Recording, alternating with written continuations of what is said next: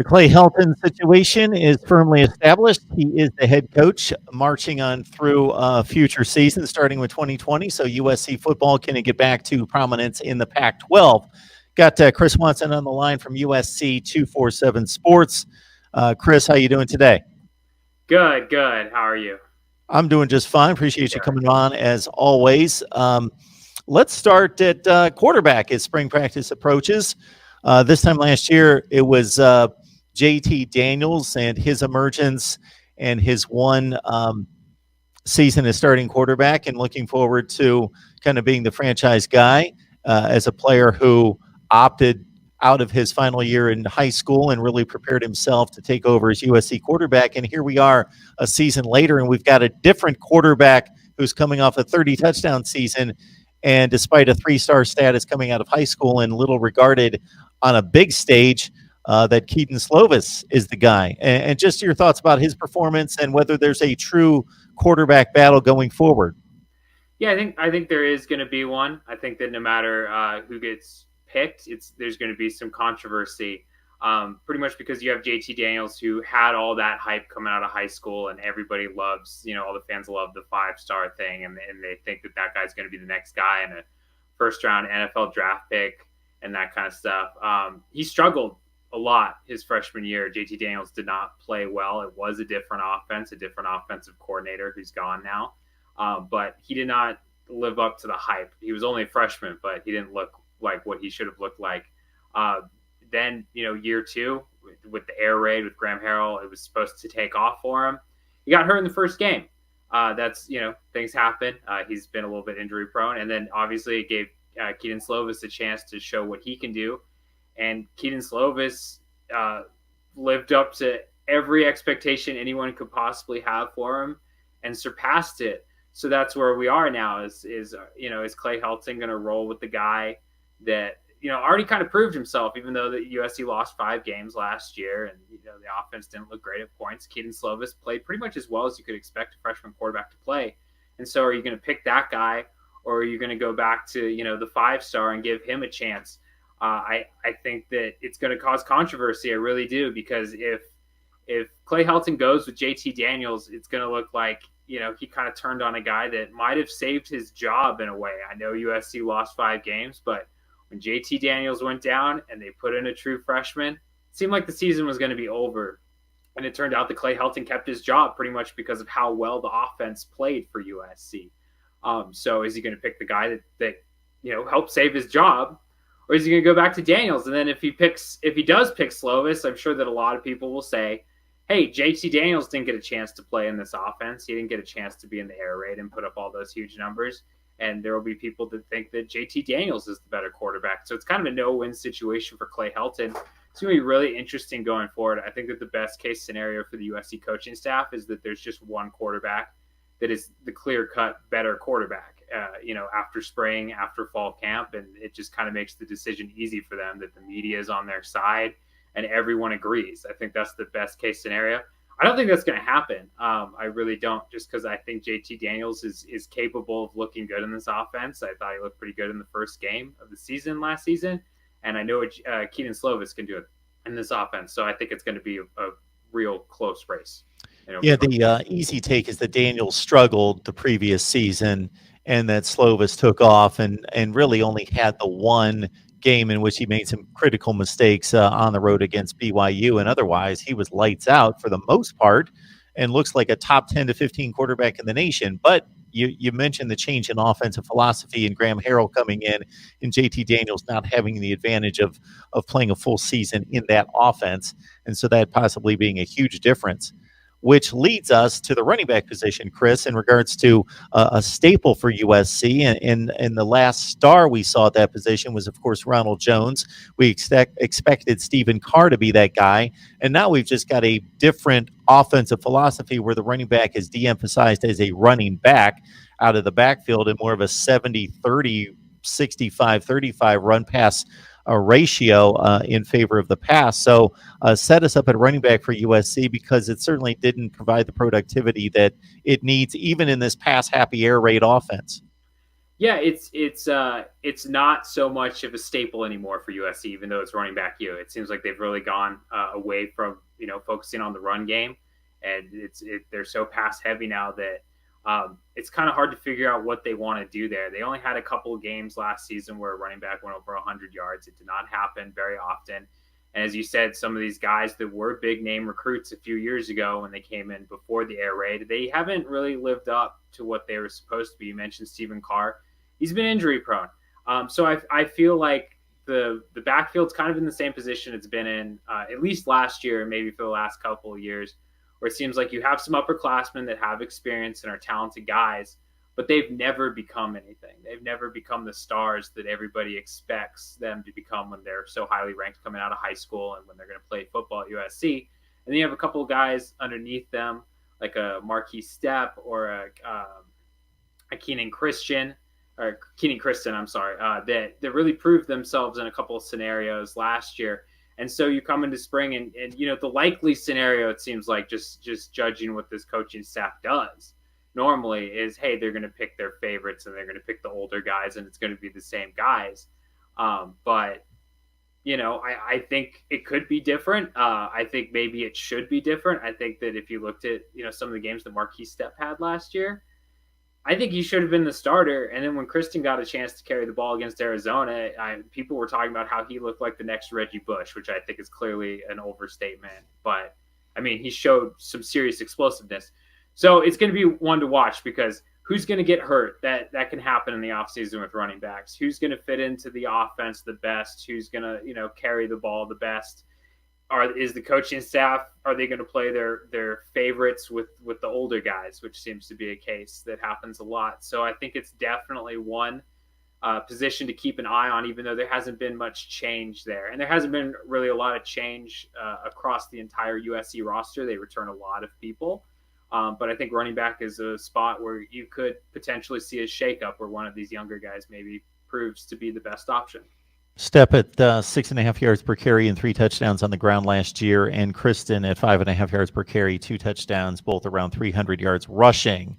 Mark Rogers TV, the voice of college football, breaking down USC with the help of Chris Swanson. Catch him on USC247.com. Chris has joined us in the past as a wealth of information, knowledge, insight on USC football and recruiting as well.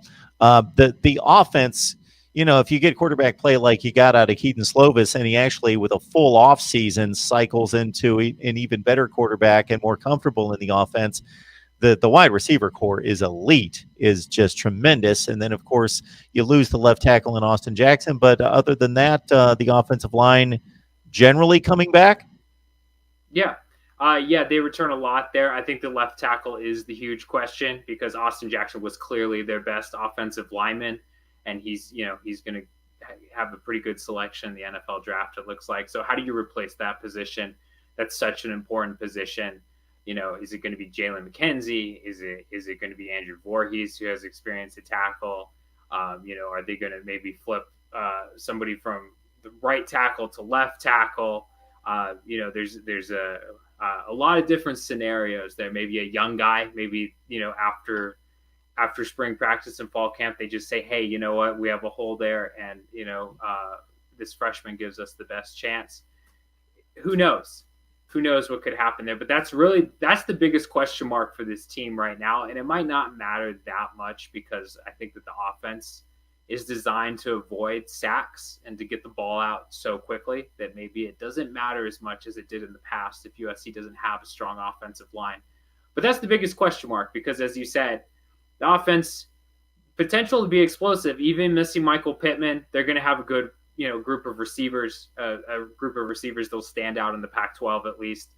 All the running backs come back. The rest of the line comes back. So left tackle, if they can figure that out, if that can be okay, they can make strides from last year and maybe even improve in their offensive statistics. But that's the biggest question mark for this team, I think, outside of coaching changes. And that whole thing coming into the offseason is coaching's probably number one, the biggest question, and then the second biggest question is what's going to happen at left tackle. Breakout players, it's always a term that we hear this time of year in the offseason, looking forward to the next college football season. And with spring practice, who's going to step in as maybe a guy that's been on campus for a couple of years but needs to step up, fill a void, or a hot shot 4 or 5 star that's hitting campus for the first time. We got Chris Swanson on the line from USC 247 Sports. So I always love to throw this one out, Chris, in regards to looking forward for this particular football team. Who's the next wave of stars, whether that's when you talk impact player or breakout player. I think of is this either going to be a guy that we know hardly anything about? He's basically played maybe special teams or been a third teamer, but he needs to step up. Or is it a guy that's been a good player, maybe had one season under his belt and could be a tremendous all conference type player? So who are those guys you're looking out for both sides of the ball? Yeah, I'm gonna give you a few names, and they're names that USC fans might think, well, these guys have already broken out and they're already stars, but they're not. And if you're looking at it in a fair sense, if you're looking at it objectively, they haven't hit the level that they're supposed to yet. But I think they've shown something that that the future is bright there. So on offense, I'm going to say Amon-Ra St. Brown. A lot of people will say, hey, that guy's been good for 2 years. Yeah, but he wasn't the best receiver USC had, and he kind of disappeared at times when it was the Michael Pittman show, basically, most of the time last season and even the season before that. I'm picking him because I think that I like Tyler Vaughn's a lot. I think that Tyler Vaughn's, though, is the guy that you can find on any roster, and he's pretty much a typical USC receiver.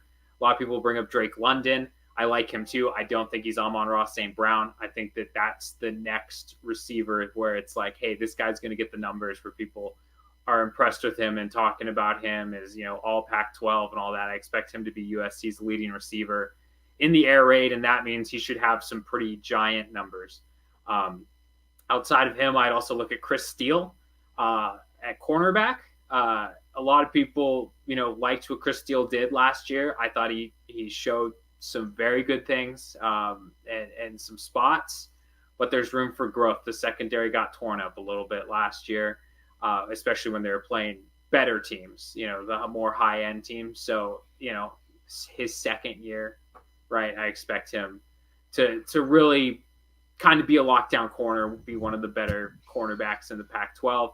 I also look at Talanoa Hufanga at safety, who a lot of people will again say, hey, that guy's a star. I've heard a lot of big things about him. I think he's almost there. I don't think he's necessarily the physical specimen that you want at safety in terms of he's not like a TJ McDonald type or a Taylor Mays. He's not that, but he seems to always make plays and be around the ball. And I think that if he jumps up another level, that there's a chance the secondary could improve a lot, which needs to happen if USC is going to be better than a 5-loss team this year. Hufanga was definitely the guy when I watched 6 or 7 games a year. I watched the big games that it was like just flashed as this guy could be a superstar. This guy just made an incredible play. He just ran sideline to sideline to track somebody down or break up a pass, made the big interception to save the Utah game, that sort of thing, or one of the games, I think it was the Utah game that he saved with an interception, and maybe even Fresno State made some big games. Chris Steele, of course, was a huge, enormous national recruit who, again, 35 tackles last year, but few disruptive plays, had 5 passes defense, but could become a major star in the college football ranks. Got Chris Swanson on the line from USC 247.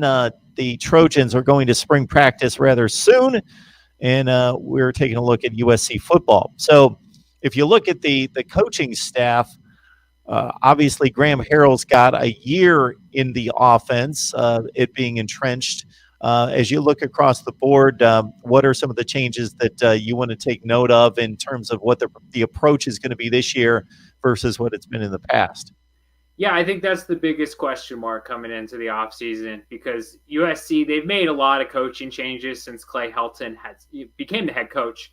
I think that maybe that the assistants caught more of the blame than they should have, and Clay Helton has somehow avoided it. But again, we're in a situation where it seems like an entire side of the ball, has new coaches again. And I think that the biggest criticism of the coaches in the offseason the last few years was, hey, USC doesn't, or even the last decade, I guess, ever since Pete Carroll left, really, is they're not physical in the offseason. They don't tackle in practice, and then it shows up in games with sloppy tackling, and they play bad defense. I mean, last year they just played bad defense than they did the year before. That's why Clancy Pendergast is gone. So there's been a lot of talk about USC being more physical in the offseason and actually working on tackling. So I think that's the biggest thing USC fans are going to look for is, hey, is the team actually trying this and doing this? And if they do, I think there should be some kind of result. I really do. I think they should be better. The other thing is just schematic wise, is this coaching staff any good? I'm not convinced, to be perfectly honest with you. Todd Orlando was fired from Texas. He's the new defensive coordinator at USC. His defense at Texas last year ranked worse than Clancy Pendergast's defense at USC did. So I think that, maybe you can't figure that out in the offseason because the team is playing itself, right, when they do go into live practices. But we'll find out something. We'll be able to observe something. If the defense is shutting down the offense, that's going to be a great sign.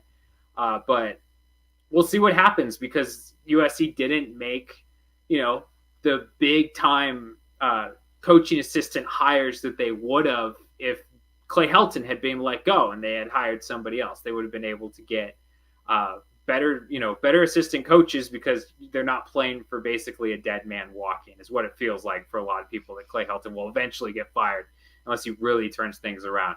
So I think that that's what people are looking for is, okay, are they more physical in practice? Are they doing these things that, fans have been complaining about for 10 years? Because if they are, that's a positive step forward. And then on top of that, does the defense actually look good? Because if they do, that's big. That's USC's defense hasn't been good in a long time.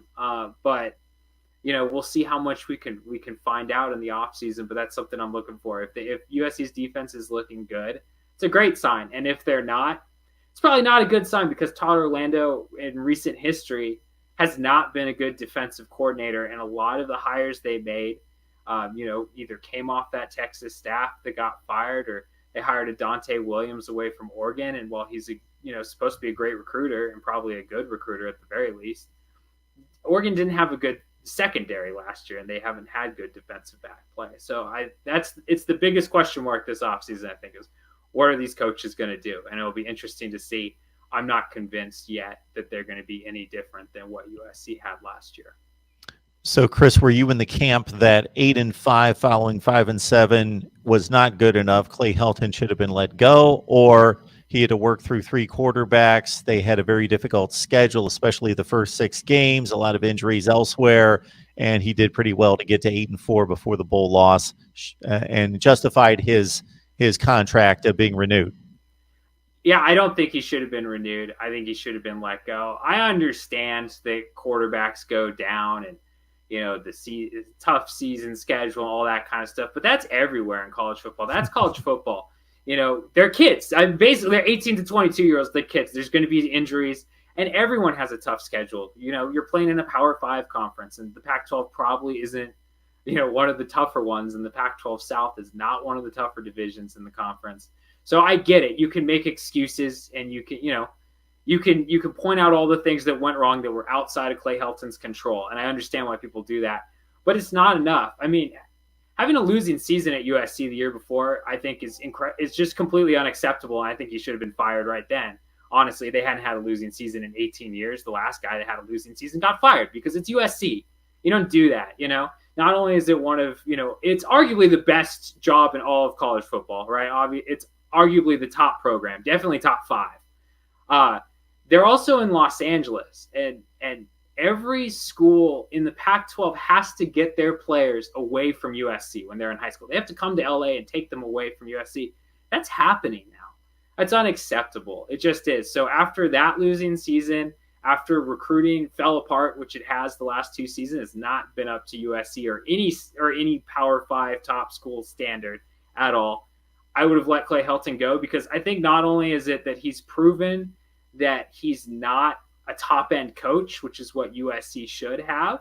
And I think we already knew that before any of this happened, just because when he got hired, he wasn't that guy. We all knew that. But on top of that, he's lost the faith of the high school recruits and the high school football coaches. They don't believe he's going to be there. They don't believe he's going to get the job done. And you're seeing the impact in recruiting. USC signed a class last year that was so bad. I don't want to insult any of the high school players or anything like that. Good for them. They went to USC, obviously, right? And they're all good football players in a sense because of that. But Sure. that class did not live up to USC standards. USC should have a top 10 recruiting class every year. They should have the best recruiting class in the Pac-12 every year. And honestly, it was one of the worst recruiting classes in all of Power 5 conference football. And there were a group of 5 conference teams that were better than them. And that to me is unacceptable. It's USC. It's not Kentucky or Kansas or, one of these schools that you could see falling apart, having a bad year recruiting. It's unacceptable. So I believe Clay Helton should already be out of a job. I think that, honestly, if he doesn't win a national championship this year, I know that seems insane because they shouldn't win a national championship. They shouldn't, right? That's not what they are at all, and they're not even close.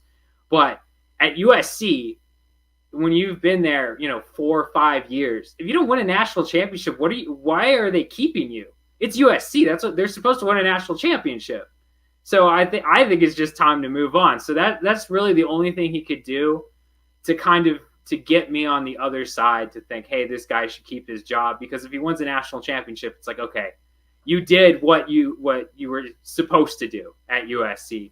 Even a conference championship or a Rose Bowl, it falls short because honestly, the path that USC has, considering what they are, they should be in Rose Bowl and Pac-12 championship contention every year, no matter who the coach is, no matter what the quarterback situation is, the injury situation. That should just happen.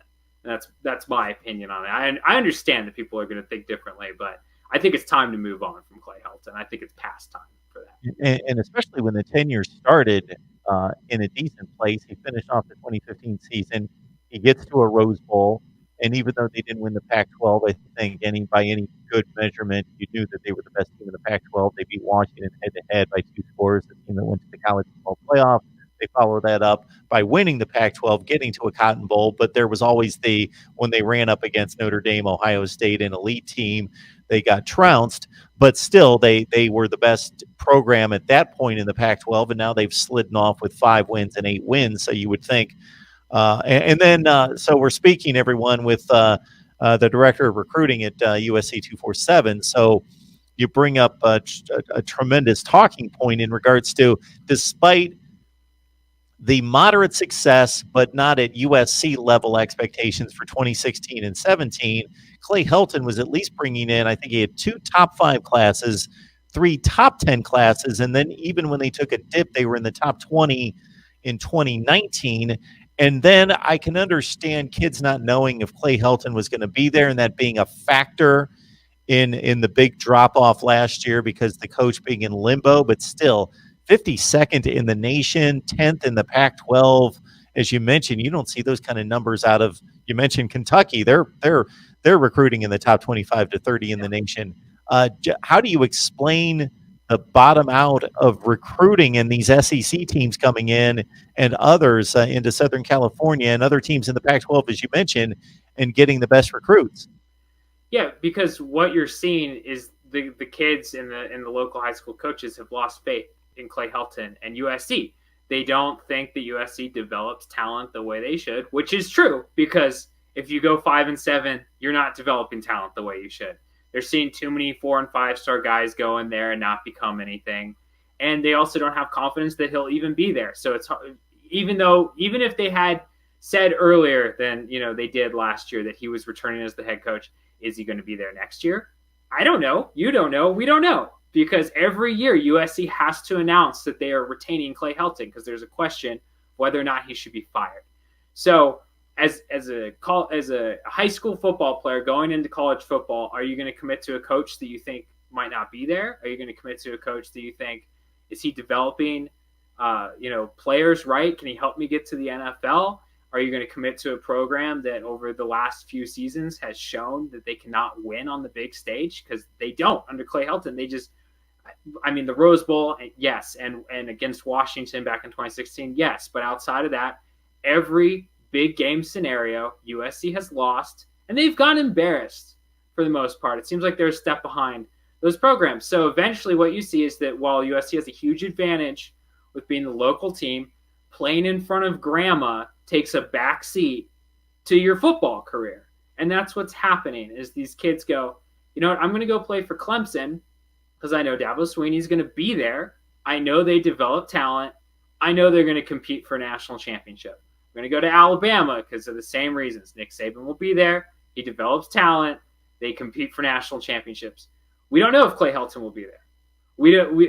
I think it's become pretty clear that they don't develop talent. For example, this year, USC only had 2 players invited to the NFL Combine. There were a group of 5 teams that doubled them up in that number. There are a group of 5 programs that are developing talent better than USC right now. And that's a big problem. So when you look at all those factors, are you going to stay home? 9 times out of 10, all things equal, if USC was what it should be, the kid's staying home. You're going to play in front of your family. You grew up rooting for USC as a kid, whatever it may be. You just don't want to fly across the country, go to school in a new state, whatever it is. 9 times out of 10, all things being equal, the kid stays home. That's just how it is if you look at recruiting history. All things aren't equal right now. So you're seeing the top kids are leaving the West Coast because of that. And if USC fires Clay Helton and hires anyone else, doesn't have to be Urban Meyer, literally anyone else, that won't happen anymore because that coach will get a chance. The kids will give him a chance.